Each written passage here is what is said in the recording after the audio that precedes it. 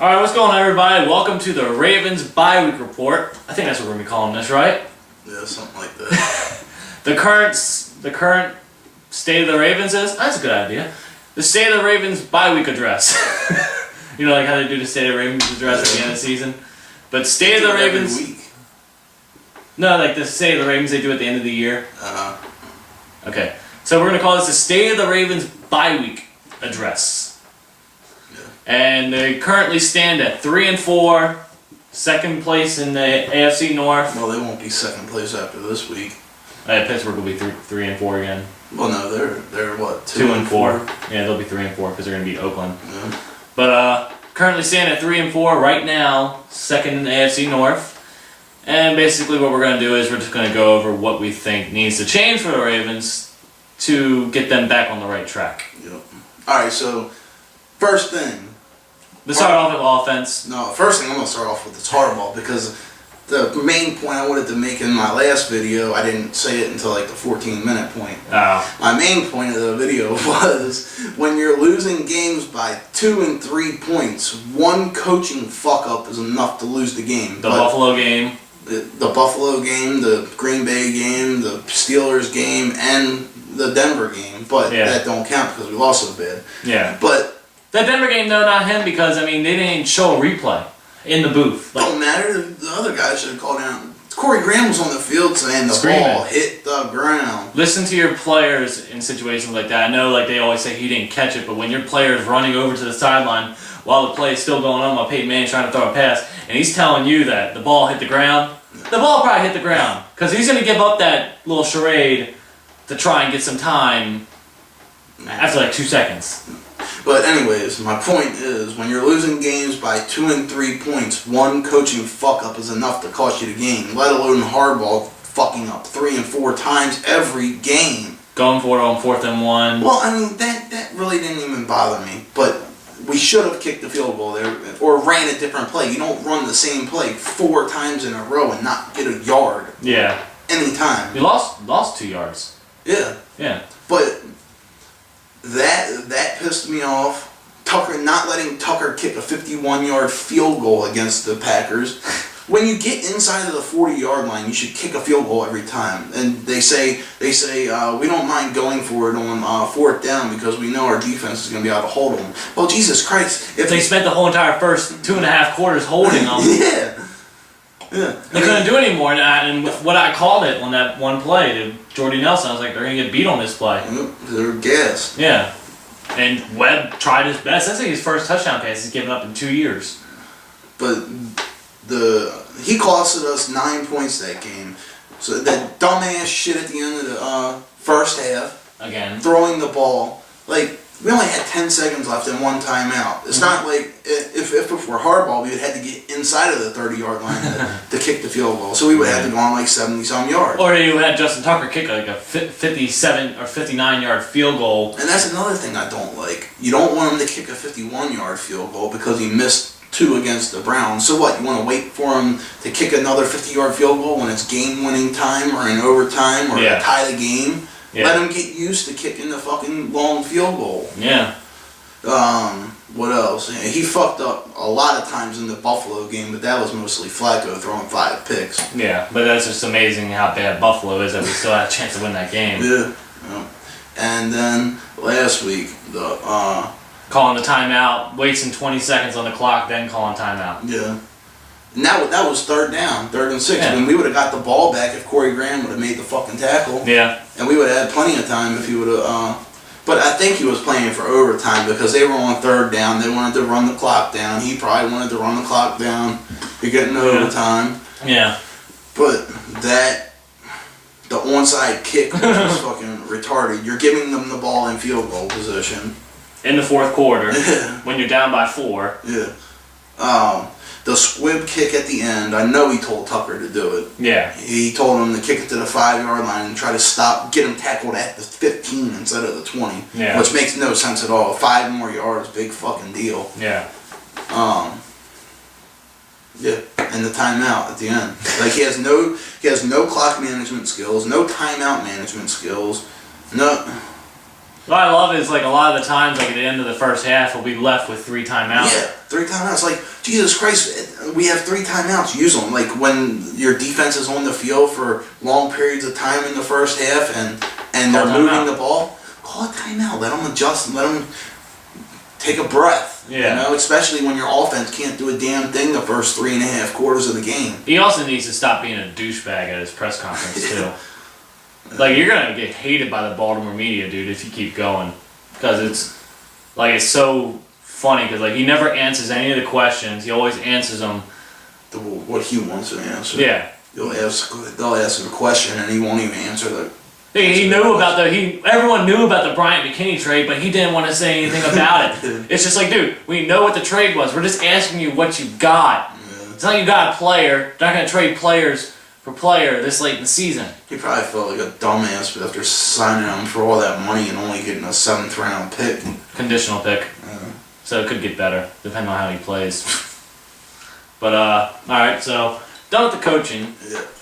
I really don't have any problems with Caldwell. It's just execution. Well, and it's not even that. They have to figure out what they want to be. Do they want to be a long pass team, a short pass team, or a running team? Yeah. They're obviously not a running team with Gradkowski. Obviously not a running team behind Gino Gradkowski. Yeah. Like, I saw their team photo today. Yo, that motherfucker is like 5'5". Yeah, I saw. Like, he is up to like here on Marshall Yanda. I know.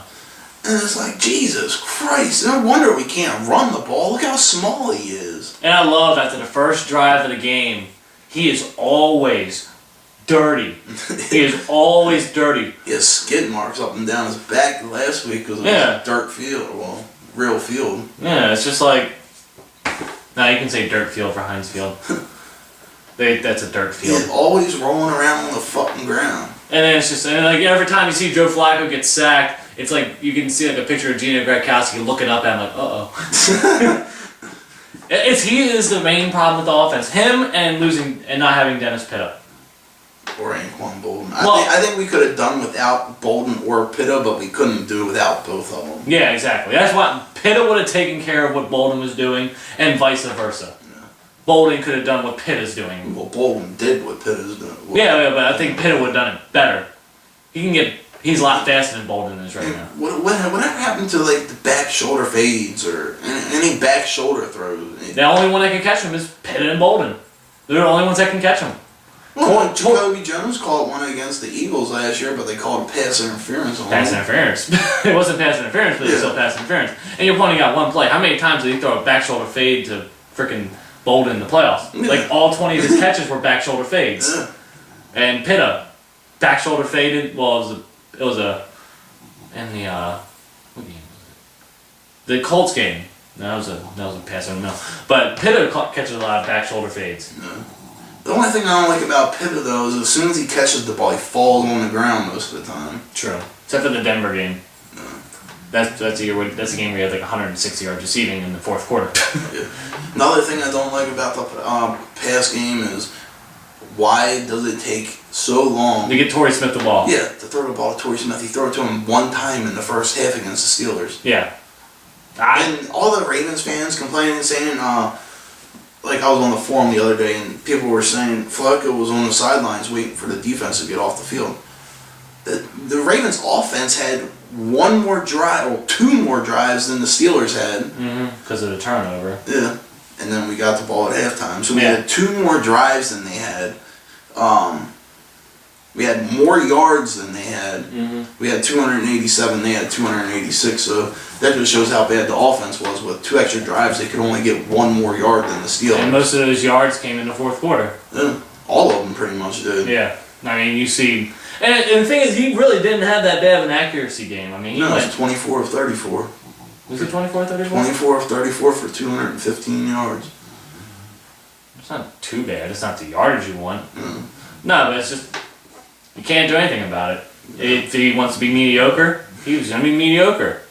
If Pitta was there, his numbers would be a little bit up, but they wouldn't be that much better. No. I think the money... I was one of the people defending the contract. The money went to his head. I think so. I think the commercials and shit going to his head. Like Colin Kaepernick? Yeah. But, I mean, defense, there's really no big problem on the defense. They hold them down for the first 2.5 quarters. When you're on the field for, what? 30 minutes out of, 40. You can't do anything. They can't, no one can do anything on us until the end of the third quarter. Yeah. And then that's when you see, Suggs is like, come on, I gotta get off the field, I'm fucking dying. Yeah. And that's when you see a big 70-yard pass thrown over their heads. The whole offense is standing there not even sweating. Yeah, because they can't get 10 yards. Yeah, they can't get a first down. Yeah. It's fucking ridiculous. But they're unstoppable the last 8 minutes of the game. Yeah. That's when they start the no huddle. Yeah. That's probably one thing that could actually fix the offense. Yeah. Stop running. I don't know what happened to the no huddle. They ran the no huddle the entire playoff run. Yeah. They let Joe call the plays at the line, or they sent him in 2 plays, and he had the option to change them. Why aren't you running the no huddle anymore? Why? What is so wrong that you run the no huddle against the Steelers? They get gas in 5 seconds. Yeah. That's how old they are. And I love how Troy Polamalu all of a sudden is the best safety in the NFL again, after having one good game against the Ravens.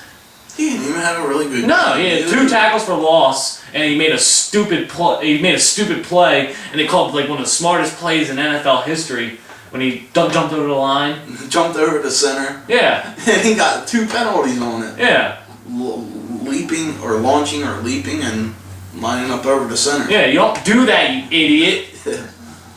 They count that for when you jump over top of the center's head. But, yeah. So what do you think is going to happen the rest of the season? I don't know. I think the whole season is going to come down to what we do against the Browns, the Steelers, and the first game against the Bengals. Mm-hmm. If we win them 3 games, we'll win the division. 4. We play the Bengals twice. Yeah, I know, but I'm saying we don't play the last time until the end of the year. Yeah. I still think they're going to go to the playoffs. I don't think they're going to catch Cincy in the division. Cincy, 1 week they look like they're the best team in the NFL. And the next time they look like they're horrible. Yeah. That's one thing about Cincy, though. And then they'll just go and play. Well, they're not going to play Houston in the first round of the playoffs again. Yeah. But they're going to go in the first round of the playoffs and probably lose handedly again. And it's just, that's what Cincy does. That's what Andy Dalton does. But if the Ravens get in the playoffs, all of a sudden it's like, oh, let's turn on the switch. Let's turn on the switch. And that's another thing I hate about Ravens fans. We're the defending Super Bowl champions. And, there is no such thing as defending Super Bowl champions. Didn't you all complaining and blah, blah, blah? Just remember last year. Motherfucker, if you want to remember last year so bad, on Sunday when we play, just fucking TiVo something from the playoffs last year and watch that instead of watching this game. Well, no. The reason people are saying that... And you don't go straight to the playoffs, so you're not defending anything. Well, you're defending in the first game. That's it. Yeah. No, but it's just... the one thing I will defend people on that for is the people that sit there and forget that they won the Super Bowl. I didn't forget. I just don't like seeing that bullshit product they put out on the field the first 7 games. True. That's what's pissing me off. If we're losing close games, that's fine, but don't lose it stupidly. True. If you're losing legitimately. Yeah, if we're losing close games legitimately, then it's not going to bother me. But when we're losing the way we're fucking losing, that's what's pissing me off. So basically, the only thing that's pissing me off is John Harbaugh. Well, John Harbaugh. Joe not being able to do shit for 52 minutes of the game. Yeah. And Ray Rice. Yeah, Ray Rice and Gronkowski. And Orr. Michael Orr ain't been that bad. Yeah. Osemele's been bad, but his back's fucked up. He needs surgery again. Yeah. Again, he got surgery last year? I don't know. He said he has to get surgery at the end of the season again. Wow. Surgery on your back twice, and what is he, 23 years old? Guess. You're not looking at a long career. No. Alright, well, I think that's going to cut it. So, enjoy the week, everybody. Have fun.